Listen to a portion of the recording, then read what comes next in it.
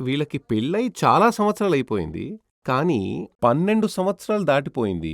నా కూతురికి జీవితమే లేదు. అంటే వాళ్ళు సెక్షువల్ రిలేషన్ గురించి ఆమె చెబుతున్నారు. జీవితమే లేదు, జీవితమే లేదంటున్నారు. జీవితమే లేదు. దానికి కారణం ఈయన యొక్క తల్లి. అంటే ఆ కూతురి అత్తగారు చేతబడి చేసేశారు. దానివల్ల వీళ్ళు ఒక్కటి కాకుండా అడ్డుకట్ట వేస్తున్నారు. నేనడిగాను, వీళ్ళు ఒక ఇంట్లోనే కదా ఉన్నారు. అవును, ఒక్క ఇంట్లోనే ఉన్నారు. ఆ ఇంట్లో ఇంకా ఎవరెవరున్నారు? ఒక బిడ్డ ఉంది. ఈ హస్బెండ్, వైఫ్, ఒక బిడ్డ, ఇద్దరు పనివాళ్ళున్నారు. ఒక వ్యక్తి అక్కడ ఉంటారు. ఒక్కరు సాయంత్రం వెళ్ళిపోతారు అని చెప్పారు. మరి సమస్య లేదు కదా! కానీ జీవితం లేదు, జీవితం లేదంటున్నారు. లేదు, చేతబడి చేశారు. దానివల్లే జీవితం లేదు. నేను ఇప్పటి వరకు పెళ్లికి తర్వాత నా యొక్క కూతురు నవ్వుతూ చూడడం నేను చూడలేదు. ఆమె ఎప్పుడూ విచారంగానే ఉంటుంది. ఏదో పోగొట్టుకున్నట్టు ఉంటుంది. ఈయన మా చుట్టాలే.